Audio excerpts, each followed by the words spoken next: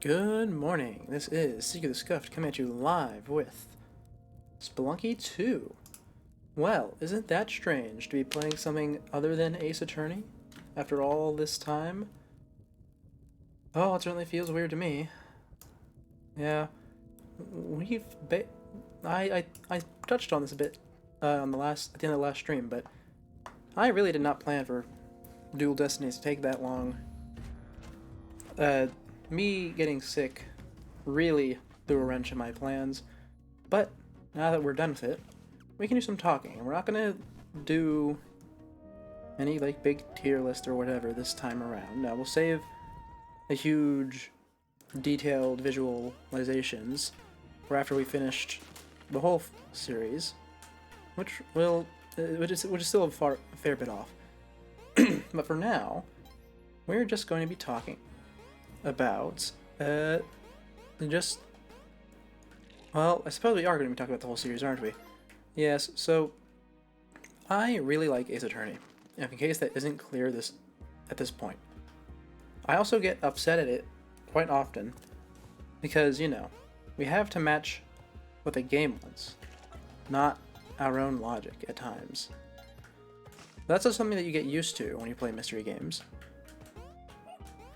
Or at least something that you're supposed to get used to. And I evidently have not. Oh my. Oh my. I thought I fixed the stream settings. And yet, here we are. Okay, well, once we get to the door, I'll stop for a second and see what I can do. Wow, you know what? I said I was going to fall on spikes. Let's fall on spikes, because I don't want to waste my ropes or bombs this early in the run. And let me see what happened, because for some reason, we are still looking horrible, and I have not the slightest idea why. I'm so sorry that what is this, 3 times in a row I've done this to you guys? And I evidently have not. I'm so sorry. I'm so sorry. Okay, well, I'm not going to be able to do anything about it right now. We're just going to put up with the horrible quality. But yes, getting back to Ace Attorney, because that's what we're here to talk for. After all, my audio is fine, to my knowledge. I have yet to be fully accustomed to it at this point, so I'm probably never going to. Probably going to keep complaining about it forever. That is how the game requires you to follow its logic before your own. And I understand, like I said, that's something that can't really be changed on the game side. But yeah, I don't really have a conclusion there. It's just me being upset. Yeah. Anyways, why don't we just start at the beginning, okay? I didn't stream the first 3 games because those games very recent in my memory, even if they weren't actually recent in reality.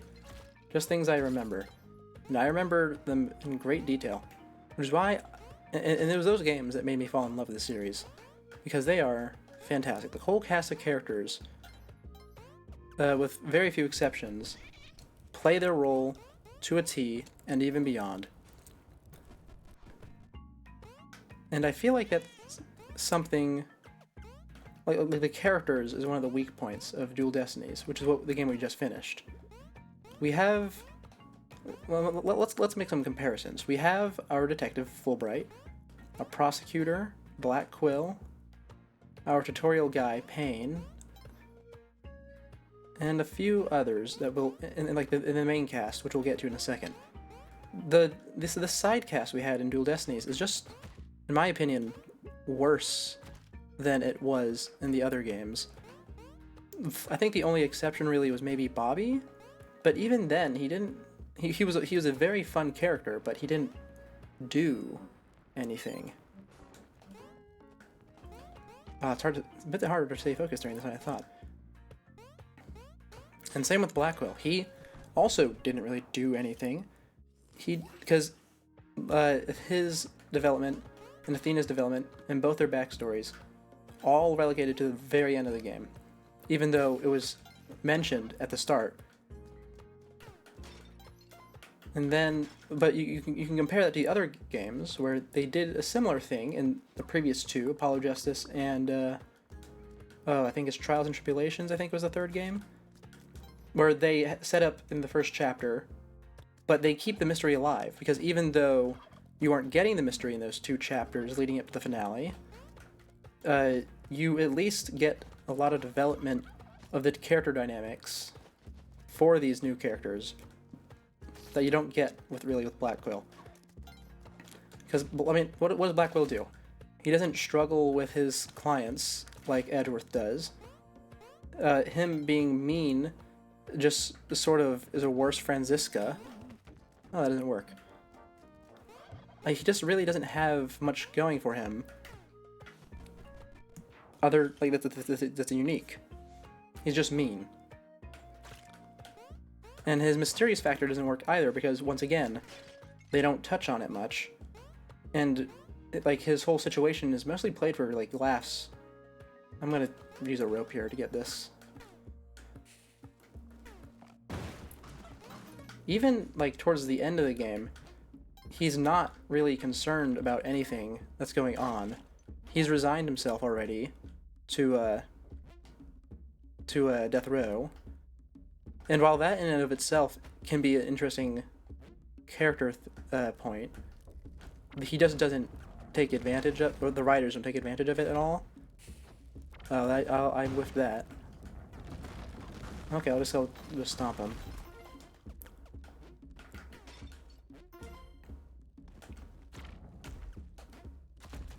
There we go. Yeah. And then, of course, Fulbright, I suppose it sort of makes sense that he doesn't do anything because he's a spy and he's waiting for his moment. But, I mean, what does he actually do? He doesn't, face any repercussions for, helping you, Gumshoe did.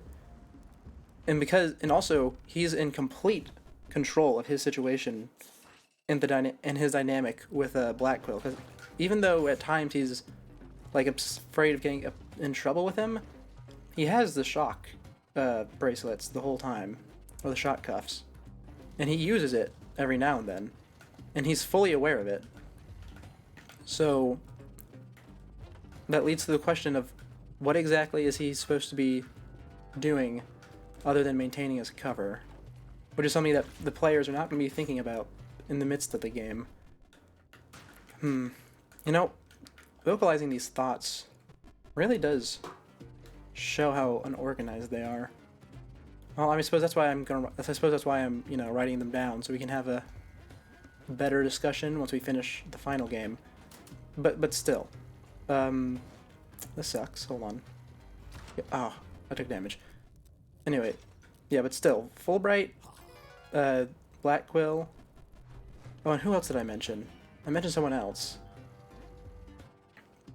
Well, I suppose that's the two I was just talking about just then. But yeah, the point is, they're charming, but they don't do anything, which would be fine if it were the original trilogy and they're still developing everything. But at this point, we sort of expect something to happen because the past two games were phenomenal, and this is the first one to go full 3D, which, admittedly, does take away from other resources that the team has. We see this with a lot of series, I feel, during the DS era. But it's, I still don't like it. I can't bring myself to give them a pass like I did with Pokemon. And even then, me giving Pokemon a pass on a low quality for their 3D DS games is something that I'm not always certain about. But we're not here to talk about that. We're here to talk about Ace Attorney, yeah?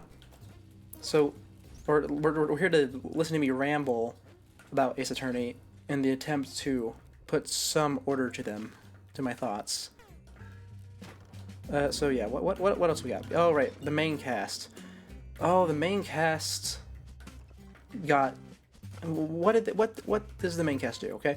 We have some development for Apollo, okay, at the end, and that's fine. It's not an Apollo game. And so the fact that he got anything was great. We have Athena. She got some development at the end, which really she should have been getting development the whole game. her becoming your assistant for the vast majority of it, or not the vast, I don't know, was it the majority? It feels like it was the majority because she barely did anything. She was really just a smarter Apollo, which is nice because it's not frustrating to deal with her. But even then, she doesn't have much of a unique identity among the three. Not because she isn't unique, she certainly is, but how do I say this? I think it only works because Phoenix is old. If Phoenix was still young, or if, oh, that's it. That's why it doesn't work. It's because she's just a rookie character. Yeah, that's it. And we've already had a rookie character 3 times actually, because we had Mia for that one trial as well. Actually, and we can even count if you really wanted to get critical about it, you can count Amnesiac Right as one as well. I wouldn't go that far though. But the point is, she lacks a lot in her character in terms of being distinct from the others in their younger state. And of course, it's not like I don't like her. I do like her. Because the rookie character works well a lot of the times, which is why it's so frequently used, I feel. Even if it's such an easy thing to mess up. We've seen that happen before plenty of times. Oh. That's the worst. What was it? What was the thing? Yeah, but the other thing about her is Widget. Who cares about Widget? I don't. Widget feels like he was made to sell a Tamagotchi.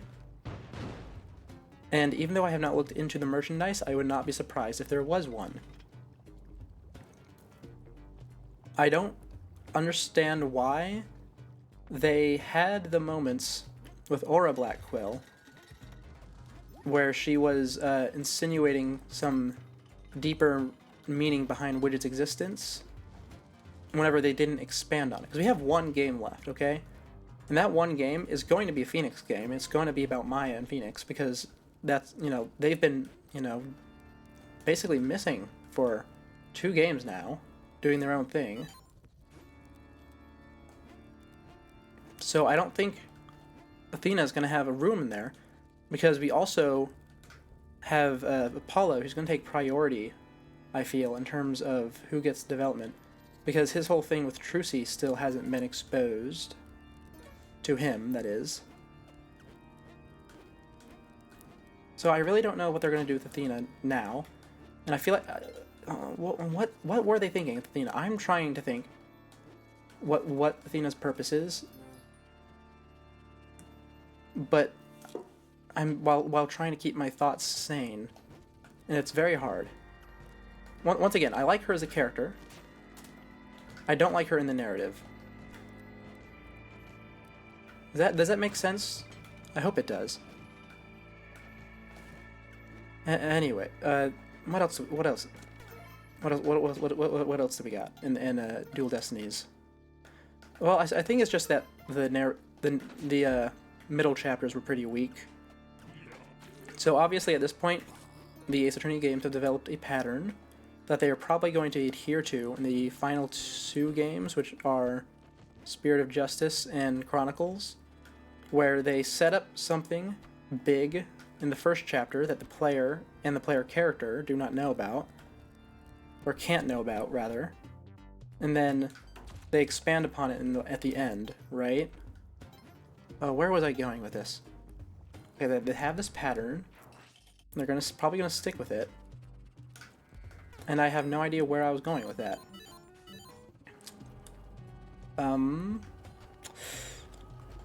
Okay, well, you know what? This is why we're doing this.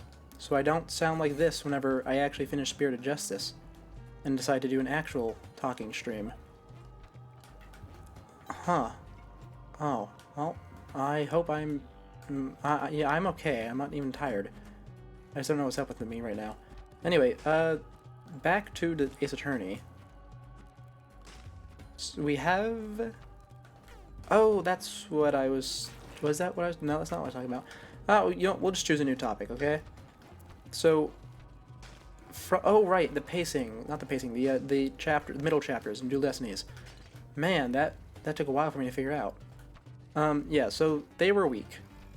The two chapters, the one in the yokai village and the one at the school, were not fantastic. The school one, admittedly, was not bad, okay? I personally did not like it, but like I said just now, that's a personal taste. I feel like was really weird, but I don't know how to word it right now. In the yokai chapter, I think it was just way too mediocre, which was kind of the point because we were trying to get Athena like fleshed out as the rookie character, kind of. Who do we play as? We played as Apollo in that chapter, didn't we? Oh, I don't know, but the point is, the Spirit of Justice, not Spirit, Dual Destinies, good game. Don't know what Athena's purpose is. Don't know what Widget's purpose is. Don't think we're getting an answer to those questions. And I think it was overall mediocre. The main narrative, that being the last two chapters in the end, was... it was pretty good, but I feel like the first chapter was... that one that set it up, with Ted to Nate, was horrendous. So it puts a bad taste in my mouth to think highly of the rest of it, even though I know it is good, based on my own standards. Now for the other games, let's talk about the first three, because, like I said, I didn't stream those ones, but I'm very familiar with them because I, played them on my own. And oh boy, do I love them. The first game, I feel, is definitely the weakest of the three, even though I feel a lot of people would say that of the second game. And I know, crazy, I think the first game is the weakest, even though it's the one that has the most Edgeworth. How can that be? Well, it's rather simple. They tell you who did it in almost every trial, which really takes the mystery out of it, which is a problem because this is a mystery game. But, with that being said, the bonus trial does exist, introduced on the DS, and that really elevated it for me. That is the reason why I, even now, understand why the first game is considered better than the second. And it's not as though I think I look down on the first or second game. I think they're both fantastic. It's just up until I did that final bonus trial, the second game had my higher opinion. Oh, I realize I phrased that as though I played the second game first. I assure you that was not the case. I played them in order. But with that being said, yes, the first game, it introduces our cast of reoccurring characters that are going to be integral to the plot of the initial trilogy. We have Wendy Oldbag. She would have been fun to voice, let me tell you. We have good old Larry Butts, who is our token straight boy. We got Gumshoe, the detective, who I feel, personally, was a whole lot better than Fulbright. And once again, it's not that I don't like Fulbright, it's just that he didn't interact, really, with anything or anyone in a way that left consequences. He was just sort of like a machine that gives you evidence and occasionally shocks Black Quill. Up until the final trial, of course. But Gumshoe is great. He's the guy who's throwing your confetti at the end. He actually, risks his job for your sake, even though at first it's just from him being tricked, much like Fulbright was by Athena. And he genuinely grows into a character who has a relationship with, Phoenix and the rest of the cast. Then, of course, we got Edgeworth. I keep saying Edgeworth. Edgeworth this, Edgeworth that. I haven't even talked about him all that much. what makes him great. What makes him great is that he has a history with Phoenix, and they have a fantastic dynamic. There are times when the court is just going back and forth between the two of them without even prompting the player to input evidence or make a decision, because that's just how naturally their arguments flow sometimes. It's amazing. I love it. And really, I think the only time a prosecutor has, like, matched that level of, how to say, synchronization, was Gato in the third game. We'll get to him.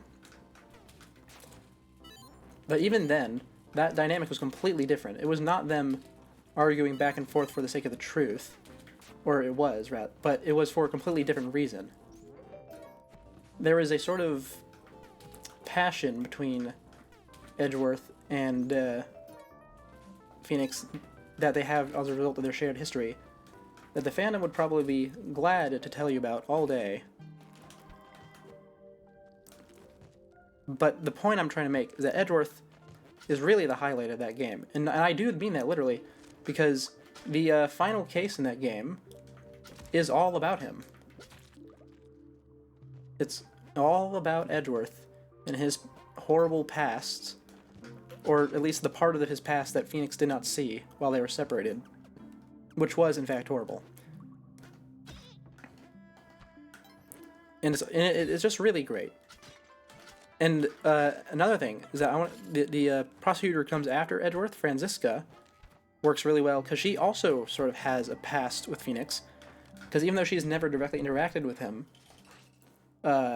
she knew Edgeworth, and she was taught by the same person, that being her father or grandfather. I think it's her father. No, wait, no. Manfred was way too old.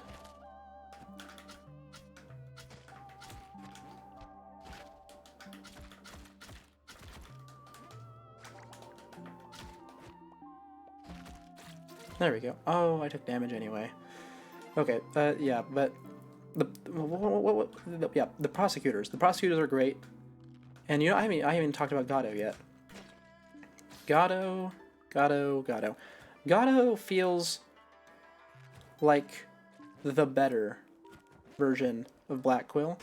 He's edgy and dark and mysterious, but he actually gets stuff, like he actually does stuff for the story, other than be someone, like, other than being, you know, Black Quill. It feels a bit weird saying that, so how do I clarify what I mean in this context? Well, I don't really have a way to clarify what I mean right now, do I? Okay, well, you know, why don't we can relate it to what we were just talking about, actually.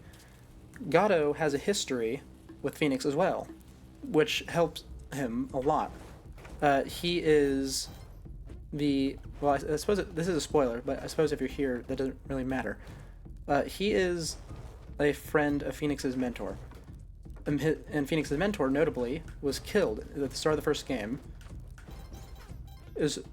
And Gato has a great deal of resentment towards Phoenix for that, which helps, but he doesn't show it really.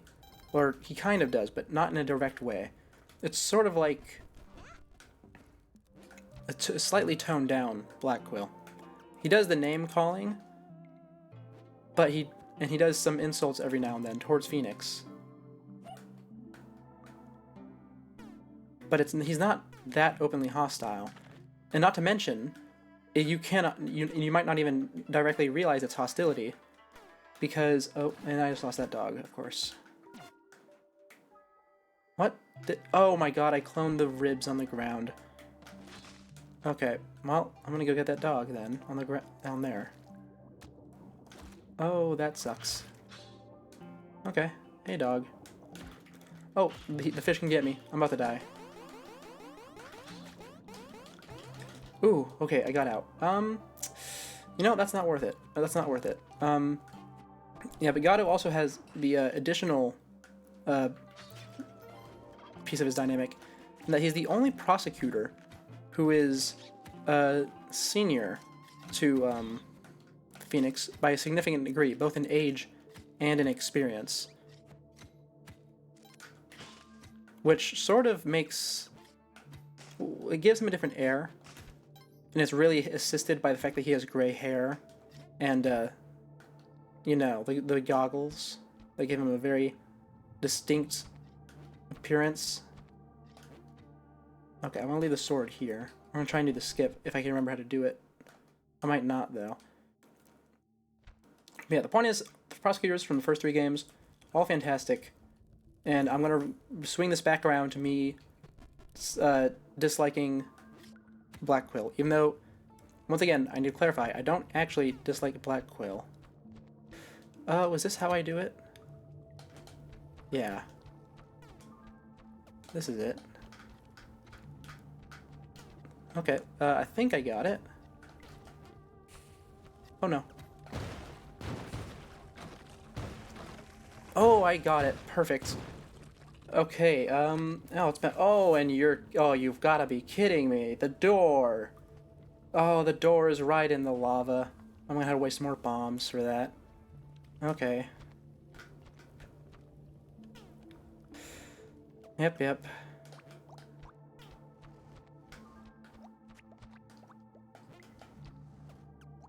Well, let's go up here and grab my sword real quick. Man, okay, well, let's stop comparing the prosecutors and, what's it called? The detectives real quick. Let's talk about something else in these games, and that is the actual, like, big plots.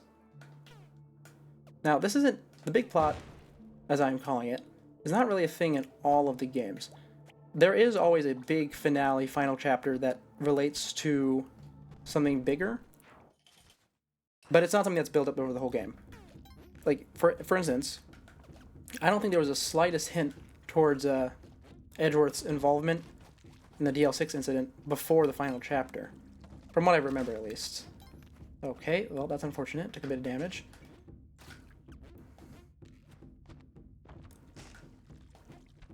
And what was the second one?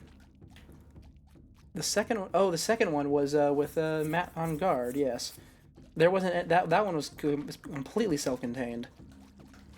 Oh my God, you're kidding me. Okay, well, I don't have Kapala. That's why I have so little health. Anyway, yeah, the point is they all have a big finale, but it's not always related. That wasn't a thing until the 3rd game. But the middle chapters were consistently all right. You know what? Hold on.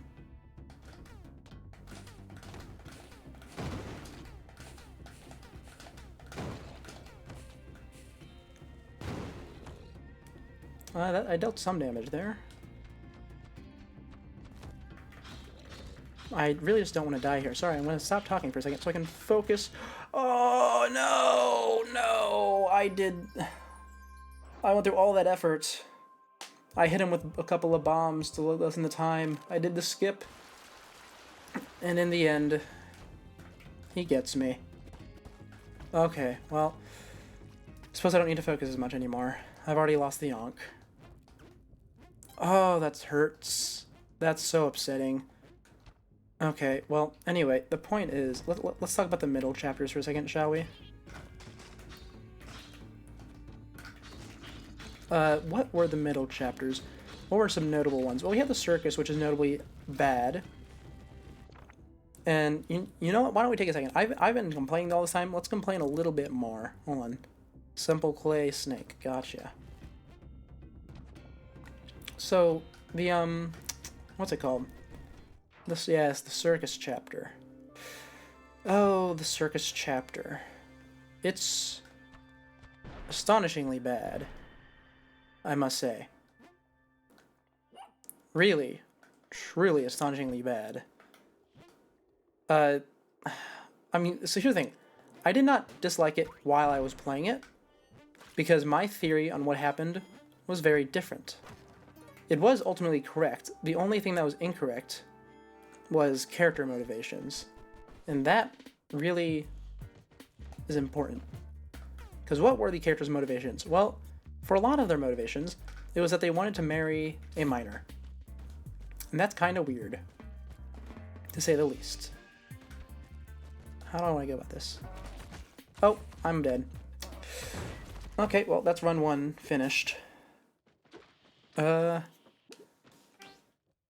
well, we can just go back to dwellings and start again. But what about the other character motivations? Well, what about, like, specifically, the motivation of the killer?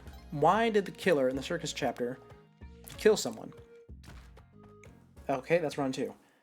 Well, it's very simple, really. They wanted to get revenge on a previous murder. Okay, that's fantastic. What was the previous murder? That's run 3. I'm not doing that. Sorry. And what was the motivation for the previous murder? How about that? Someone does not understand the concept of death, and as a result, they kill someone via lion. Yes, it is as stupid as it sounds. This is where my theories diverge, because I thought it was going to be a lot more sinister. I thought that it was going to turn out that, aha, the whole naive little girl was a facade for something like deeper, more mysterious, a bigger conspiracy maybe. No. They just genuinely made her an idiot and immature. And yes, I know it's a child, but they are a teenager, I believe. And the whole trial is just so upsetting because your witnesses are not fantastic either. You have the ventriloquist who refuses to keep control of his puppet. And his puppet is very obnoxious, in case you're wondering. And you have the clown, who is very clearly very depressed, and also if they make a joke during a certain section of the trial, you get points deducted. So I mean, it's fine because you can pretty easily guess what you're supposed to do, but the fact that that happens also sucks. And then of course we have the thing to top it all off. The pièce de résistance, if you will. I think I'm using that phrase right. The point is, why was our client, Maximilian, taken to court? Well, like, I mean, we know it's a murder, but what was the evidence that the prosecution is basing their indictment upon? No, it's very simple. Maximilian must be able to fly. After all, the murder could only have been committed by Maximilian if he was able to fly, therefore he must. And I know that the court tends to accept supernatural stuff whenever convenient for Phoenix. But come on. It can't occur unless he can fly. Therefore, he must be able to fly? Really? Oh, it was very dumb. Yes, I assure you it was. No, it did not get better. It was pretty bad all the way through. I'm pretty sure people were shocked whenever they figured out that he could not in fact fly. And also, what was it? What was it? Oh, right. Why did they think he could fly in the first place? Well, it's simple. He's a magician, is one. And the second is that they have testimony. Testimony that someone saw him flying. Someone who knows they can only fly whenever he's on a wire, because that's how that trick works. And whenever it was revealed why they think they saw the guy fly, because they did not actually, it was a moment of physics of ignoring physics that cannot be rivaled. Even in one of my favorite franchises, Metal Gear Solid, I've never seen such a blatant disregard for how things work. And I would have been fine. I'm usually fine with that sort of thing, but it was used to justify that the man can fly, and I'm still upset to this very day. There are a few things in games that get me that upset, or rather keep me upset this long. The circus trial is one of them. But you know what? Let's stop complaining about the circus trial, because I've been complaining about it for, I think, 2 whole levels. Or maybe 3. Who knows? I don't. Let's talk about the good. The good trials. Well, we have quite a few. If I can remember the specifics of any, whichever one I remember the specifics of first, we'll talk about. Let's see. 1, 2. Oh, how about we do the Steel Samurai trial? And because it relates to another good one. So in Phoenix Wright universe, the Steel Samurai is a recurring character, or at least a recurring mentioned character, who is the star of a children's television show. Okay? And I believe the 3rd case in the first game is all about him. Because it's very simple. The actor for the Steel Samurai, the guy in the costume, has been accused of murdering the actor for his rival, the evil magistrate. And not the character, mind you, but the actor, once again. And that was a pretty good trial, okay? It made sense. It felt good to discover what was happening. It did, in fact, relate to something bigger, that being some mafia dealings. And even though we did not get to take part in that, simply the fact that it was there is in my eyes a bonus, because it puts a bit more life into the setting of the Phoenix Wright world. Now, that being said, the first of all, it introduces as well some new recurring characters. In fact, I mentioned one of them earlier, Wendy Oldbag. Her whole thing is that she talks very fast, and she does not stop talking. And she's also very rude, on account of being old. Now, she's fantastic. We also get, I think Penny Nichols is her name. I think she shows up at least once later on. And the Steel Samurai himself, Will Powers, that's right, that's his name, yep. And they're all fantastic. We love these guys.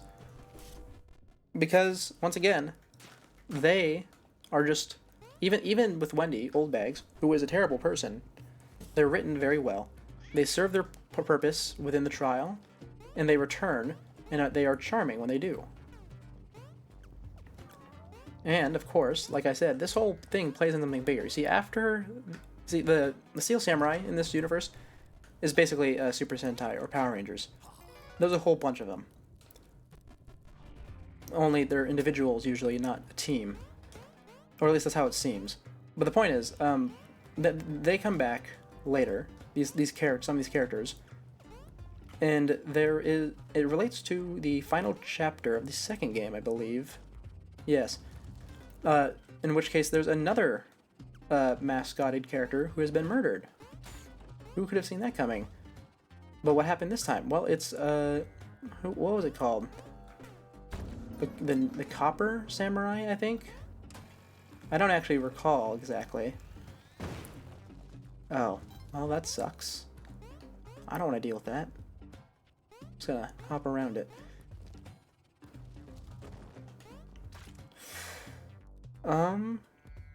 Okay, hold on. Do you guys think this robot will kill? Well, I suppose we don't really have a choice. Let's hope it kills him. Oh, perfect. Oh, it killed one of the turkeys, though. Well, that's fine. We have a Yang corpse. That'll at least give us something. Oh, we're running short on time. I have 1 minute before the thing spawns.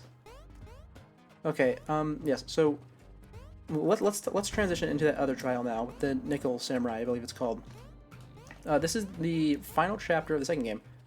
And oh boy, is that one fantastic. It's not my favorite of the final chapters, definitely not. In fact, I would say it's probably the lowest among them, but it is still one of my favorite chapters overall. Oh, that wasn't enough. Okay.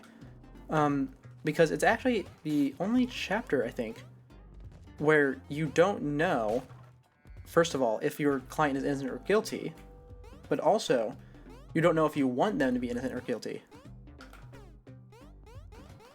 come on, bud. Don't fight me, please. Oh, thank you. Yes. Okay, now we move on. So let's delve into what I mean there. So oh, it's one of these levels. Our client in that chapter is Matt on guard, and he has been accused of murdering Juan Corrida, I believe his name was. Is there anything in here? I don't think there is. And while that's happening, you have a separate matter that you're more concerned with. Because at this point, there's no real reason for you to, defend him. You don't know him. And sure, Maya is a fan of his show, but she's not as invested in it as she was with the Steel Samurai. But once the incident occurs, the incident that you just happen to be in the same building as, because there's a event going on, you get a call from someone calling themselves The Killer. No, that is not a joke. That is their actual name. And they have kidnapped Maya, which is, I think, a fantastic development. Because even though Damsel in Distress doesn't always work, it does work here. Or at least because Maya is not entirely helpless. She does... Oh, I should have seen that coming. She does do stuff to give you hints. And she uses her powers to, you know, help out with the rescue effort in the trial and whatnot. But the whole point of this case is that you are trying to get Matt on guard a not guilty verdict, because that is Shelley the Killer's demand to let Maya free. But also, you want Maya to be found without having to do that, not because you think Matt on guard is guilty, which you kind of do because his oh my god. Okay, next run. But the point is, you don't know if he's guilty or not because he has Cyclops. A whole lot of them. I think this is one of the first times you see someone with 5 Cyclops on them. And it probably is, because this is the game where Cyclops were introduced. Now, fast forward a bit. Matt on guard is in fact guilty, and he hired Shelley the Killer to do all this. And you don't really have a choice, because you've stalled for time as much as you can, and you can't do anything. And at the end of this trial, you end up getting Matt the not guilty verdict, but it's still satisfying because the reason he gets the... Wait, no, actually, no, you don't. You give him a guilty verdict. I forget. This is the only time you do that intentionally. You give him a guilty verdict because he figures out... Well, no, you expose to Shelley the Killer that Matt on guard is going to snitch on him. So Matt pleads guilty so that he doesn't get assassinated. Right, that was what happened. Oh my god, this is the worst. You know what? I'm gonna take a peek in that shop, and if it's not worth it, I'm resetting. Oh, well, never mind. I guess I'm resetting anyway. Well, okay. Well, we don't need to keep recapping the trial, do we? after what just happened. The point is, it's very good, very interesting, and even though it doesn't relate to anything at all, it is completely, like, fantastic that its own standalone thing. And that's one of the great things about the other games. And because that they have their own trials that are fantastic on their own. And yeah, I know, it's kind of unfair because that's the finale, and the finales are always fantastic. But still. It just contributes to my mild dislike for Dual Destinies, which I really want to stress. I do not dislike Dual Destinies. I like it. I just have a mild dislike for it. Okay, well, oh my god. This is the worst. Okay, hold on. I want to see if I can do something. Got it. Okay. Really? Okay. Yeah. Sometimes this game does hate you. Yeah, okay. Now, so what else do I want to talk about related to Ace Attorney?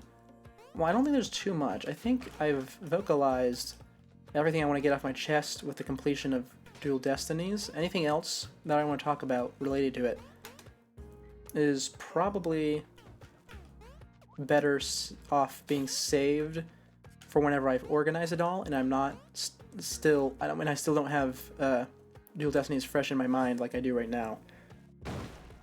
But you know, there is something else. See, this wasn't going to be a Spelunky stream at first, where I talk about Dual Destinies, but it ended up being it, because it's just been consuming my mind. This was originally going to be a Metal Gear stream.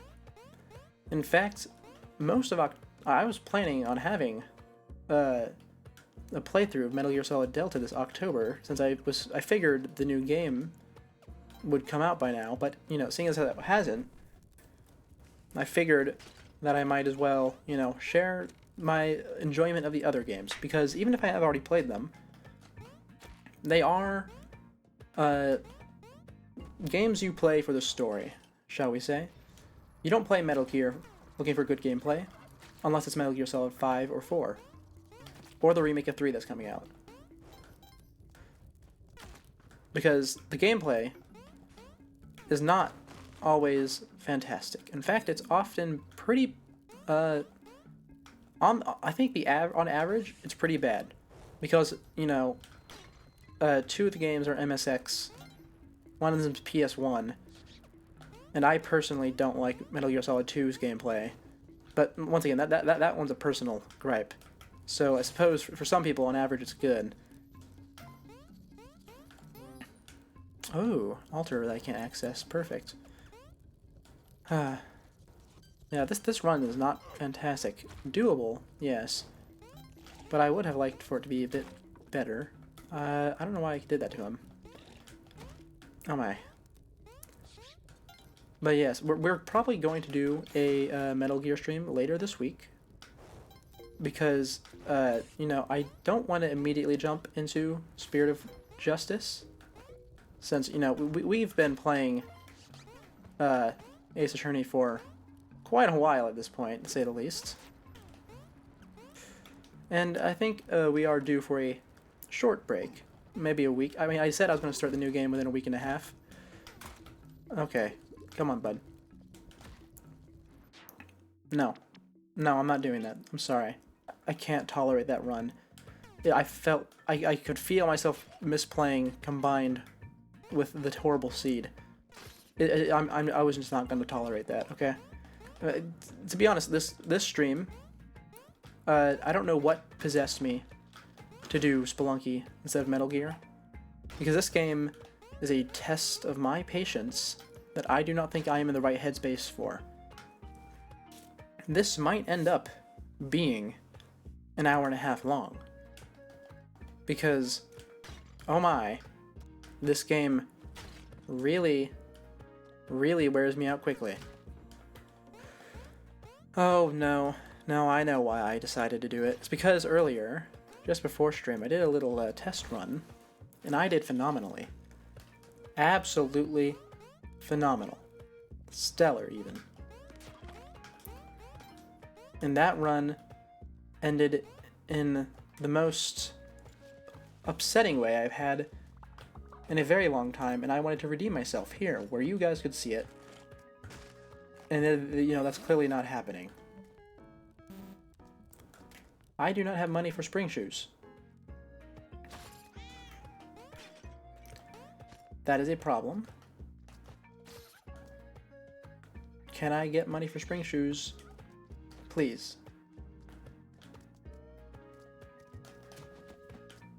I have money for spring shoes now. I now need to get the second turkey so I can go buy the spring shoes. Right. So yeah, now we're going to talk about Metal Gear. Because now that I'm, you know, back calmed down after that terrible run, and I've prefaced myself, let's get into it. I love Metal Gear.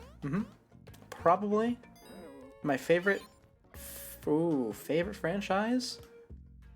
Second favorite at least. I'm not sure if I like Metal Gear Near more, but I don't think there's many people who would be able to make that determination. Now, as I said, Metal Gear, since we're going to be getting into it, once the game comes out, as soon as the game comes out, really, it is a very story-based game. If you are looking for, well, like I said before, I know I'm repeating myself, you do not play Metal Gear if you're looking for good gameplay, unless it's Metal Gear Solid 5.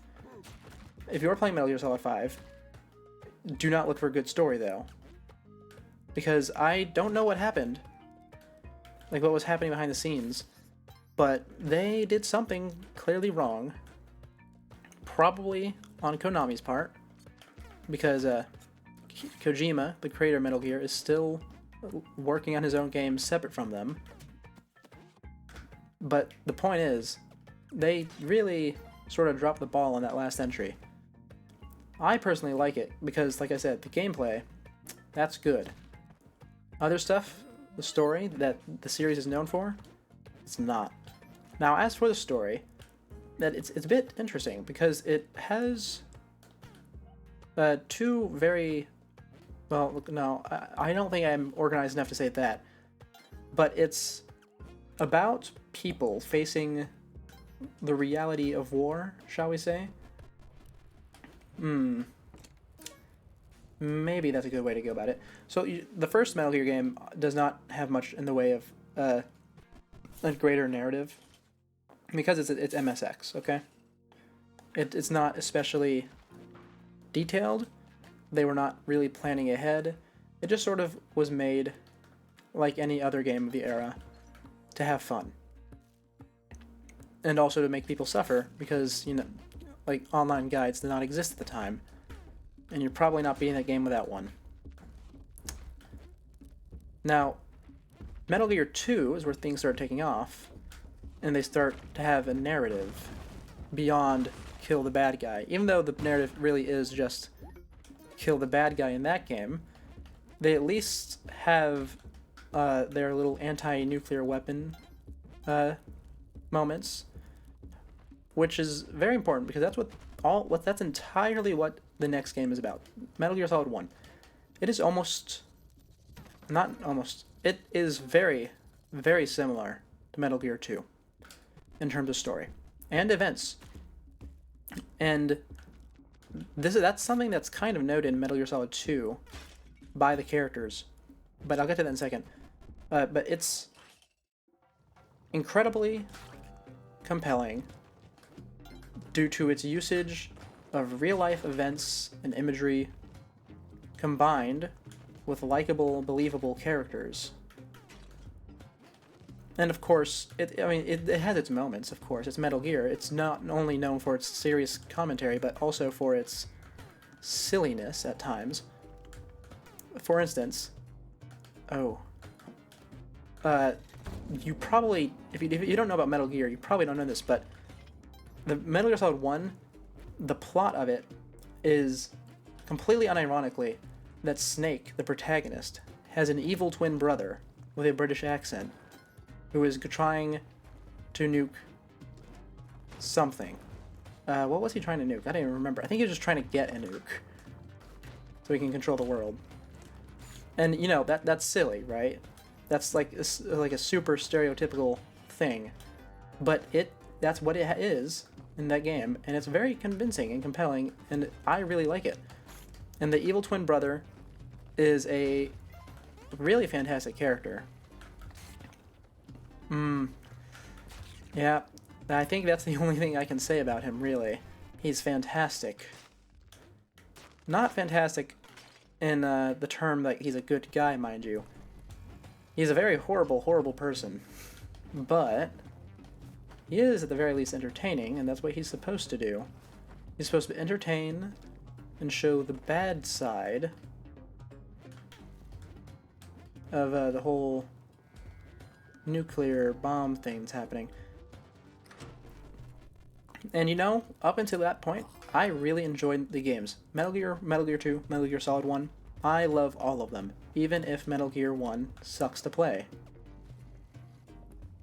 And but to be honest, I did not mind it because, you know, I'm just accustomed to those sorts of games. But Metal Gear 2, on the other hand, oh boy, I despise Metal Gear 2.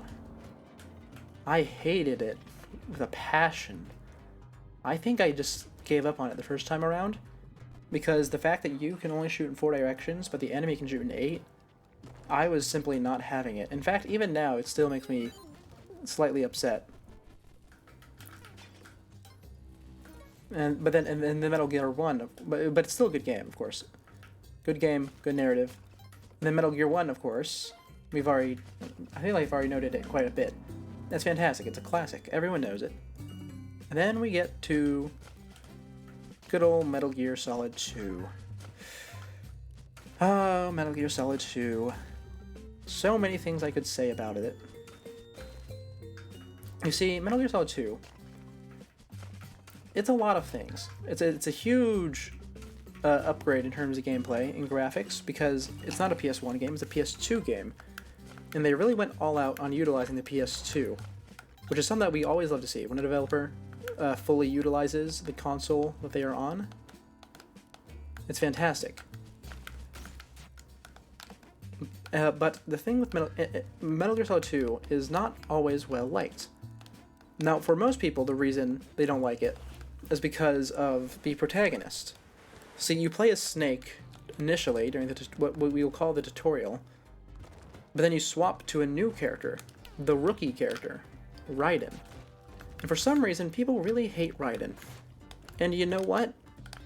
He's not a good person. If that's why they don't like him, that's fine.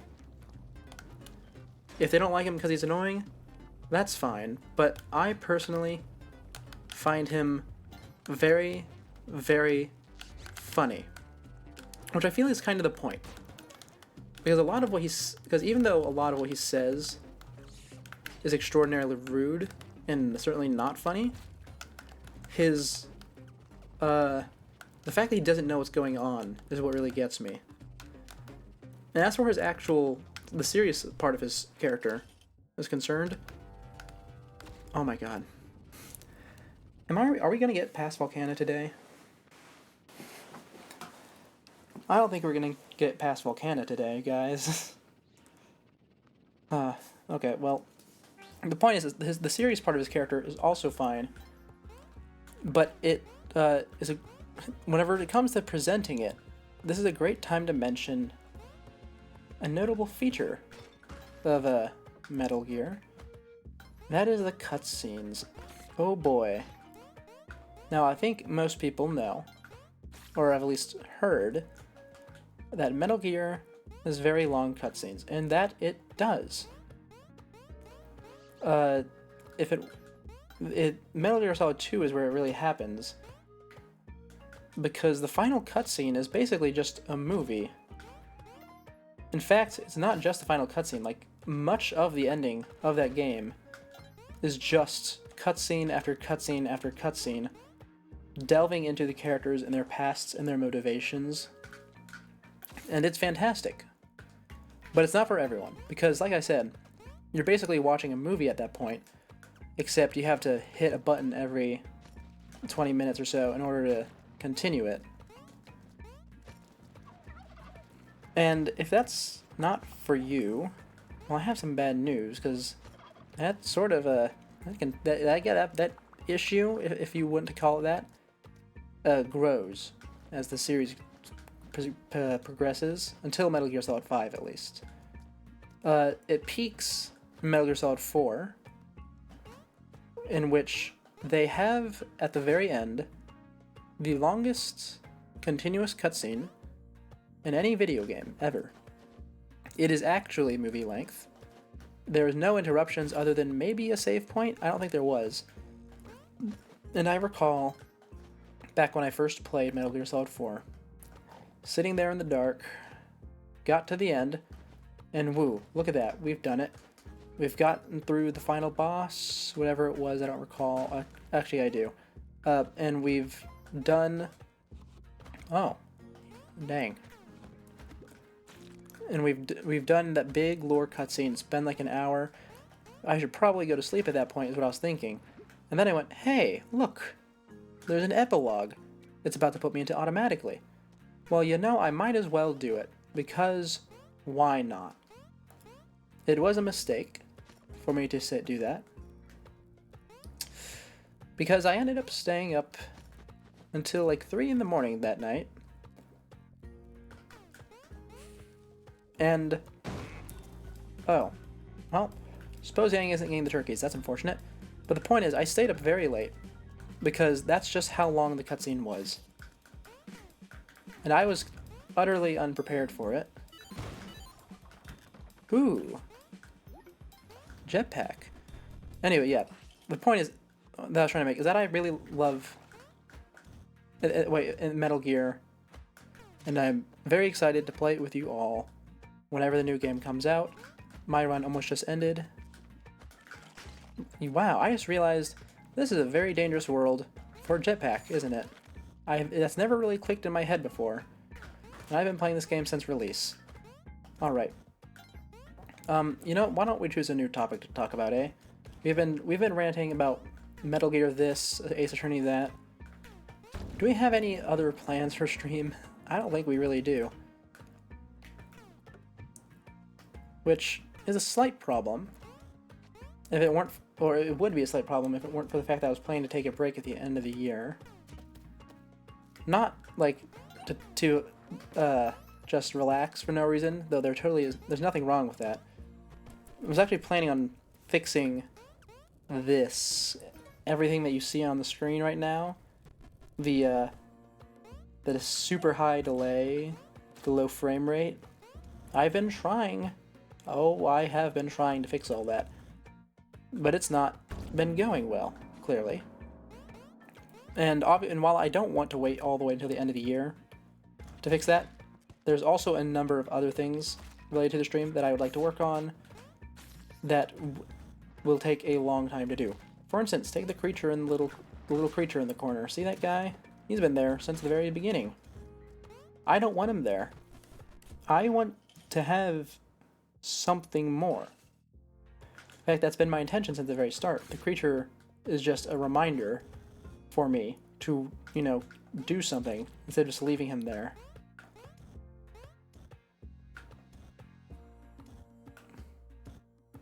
Hold on. There we go. Perfect. And obviously work, doing something more, whatever way I decide to go, which will be literally anything except a webcam. It is something that takes a lot of work to do, especially since I intend to do it myself, since I'm capable of doing that. Okay, I think I got him.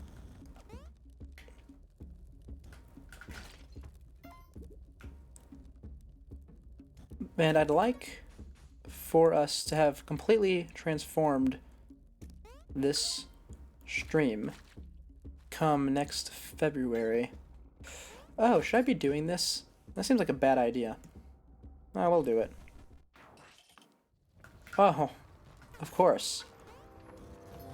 The worst situation, a dark level.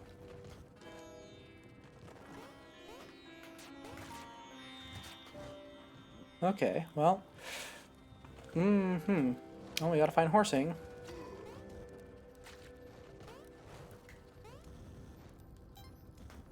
Found horsing. And there's an altar above me.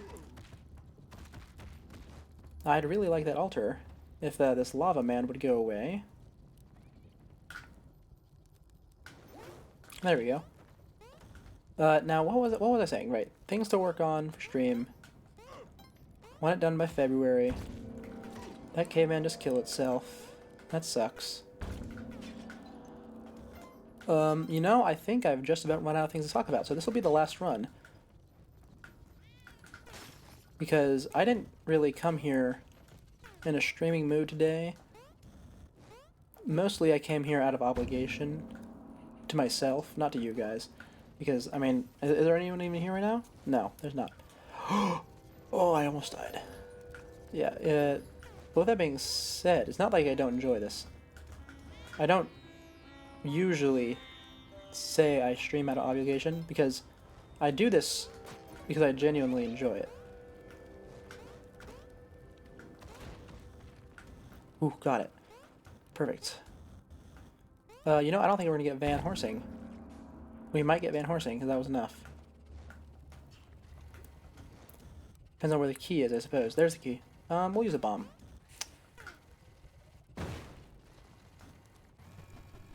Okay, now, for the rest of the stream, I think our goal in this one run is I want to get to Sunken City. Cosmic Ocean would be nice, of course. But if we, in this run, could get the Sunken City, I would be satisfied. Because this is the first stream in a while. In fact, I think it's the first stream this month where I can't blame my illness for anything, because I am effectively fully recovered at this point. Perfect. There we go. Through the door. Okay. Ooh. Oh, I'm sorry, dog. It has to happen sometimes. I don't think I can get this box. That's a very unfortunate position. Yeah, sorry, box. I want you really badly, but it seems that is not how it is to be. I'm not going to be able to go down that.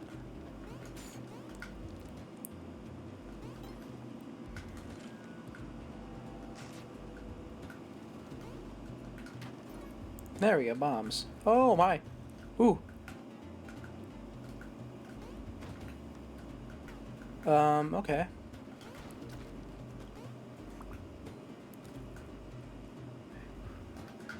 Okay, there we go. Perfect.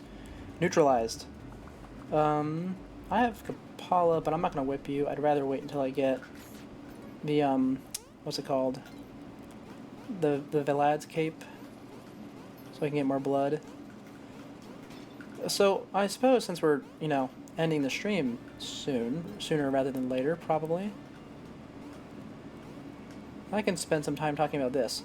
This game is one that's very dear to me. Well, actually, I don't want to get like that. That's sort of weird. Okay. That's unfortunate.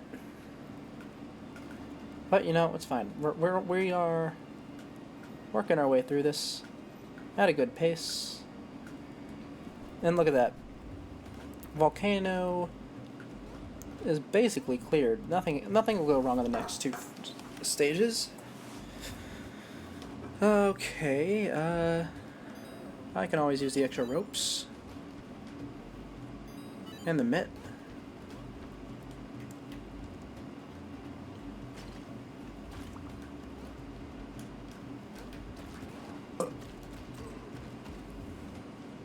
Ton's gonna take some damage there.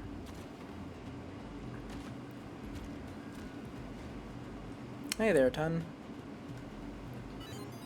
Yeah, try not to die while I'm in here. I don't think there's anything that can kill you, but lava men can be a bit unpredictable, you know? There's a crate beneath me. Let's go get that.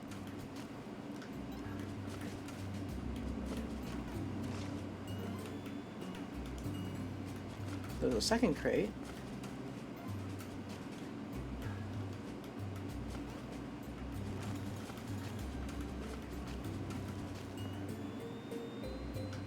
Don't see the bow. Oh, really? A camera?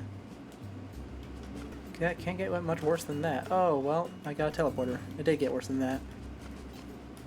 Hey, there's the bow. Perfect.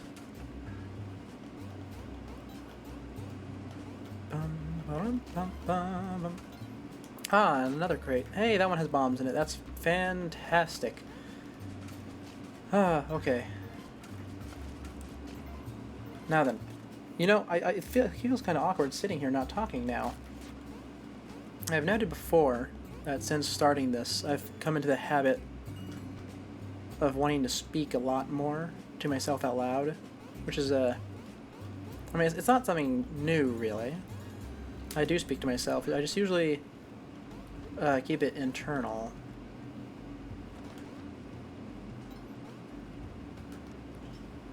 Okay, boom. There. Level done. You know what?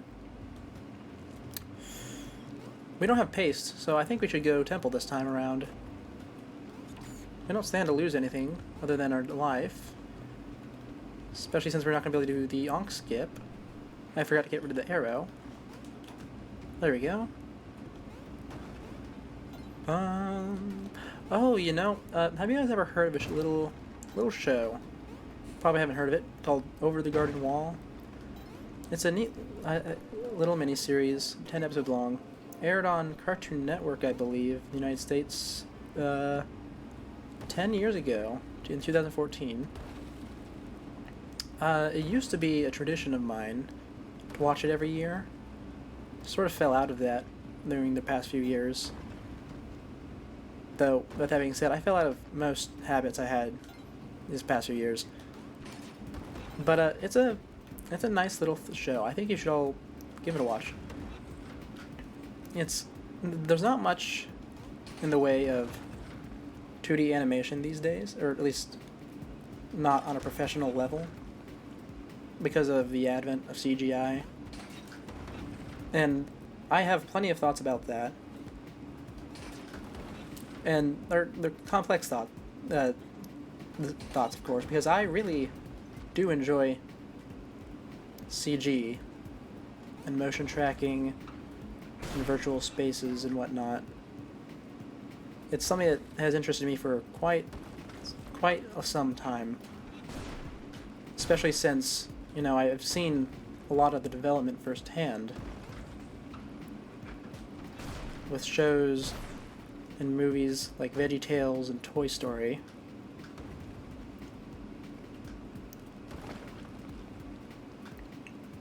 But Over the Garden Wall remains a very high quality and memorable show for me.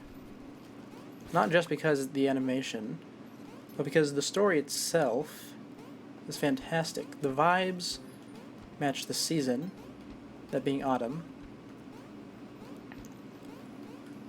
And the thing that made me decide to bring this up is because, one, I re-watched it recently, and two, I think just earlier today, there was a special released, short little claymation special. Oh my god, taking so much damage.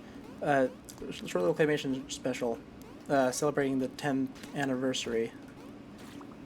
Well, I think I came out of that room minus 1 HP. I don't remember how much I went in with. But the point is, we're coming out of this level with about the same amount we came in with. Did I say that right? Oh, I don't even know if I'm speaking coherently anymore. Alright, well. You know what? I said I was going to go temple. Let's go do it. I should probably take a rock if I'm going to do that.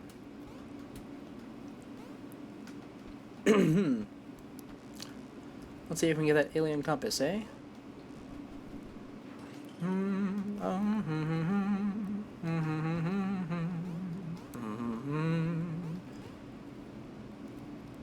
Okay, we got bees. Oh, and here's Vlad. Not Vlad, Van. Thank you for the alien compass. Let's see if we can do this. We need to be very careful going around in the dark like this. Is that the Anubis room?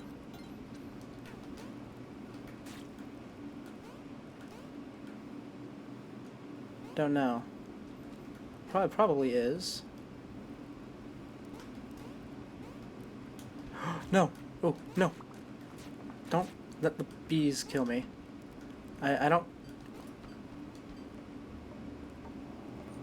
Oh, I made a mistake. I forgot you can't do that to him. Oh, and I don't have sticky bombs. So, what do we do? Here. This mistake I've made. Well, he's gonna instant kill me if I go over there. And so are those blocks. So, let's just run for a second.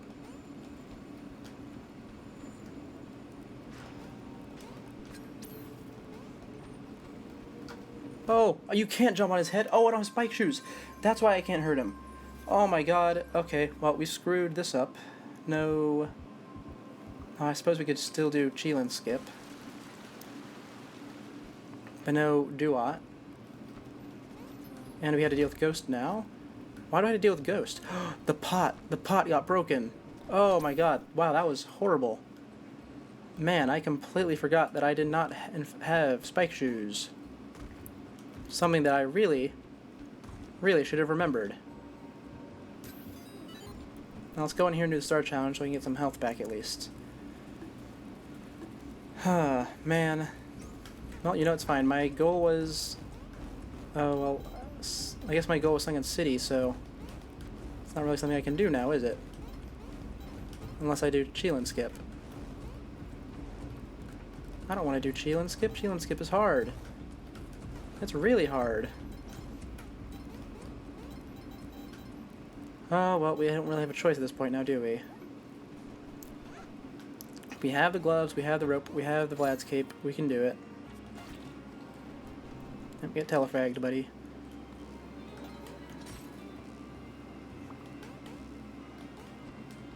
No! Oh, okay, well, and there goes my...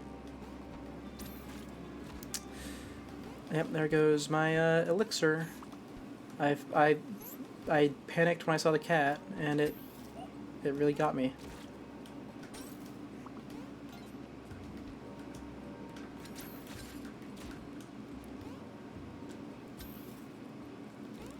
You know, let's just keep on moving, huh? Oh, okay, well, pretty much dead at this point. So it's a speedrun now. There we go. Let's see, how far can I get before this poison kills me? And there it is. That's the end of the run. That's the end of the stream. Thank you all for tuning in. This has been Siku the Scuffed. And I am signing off.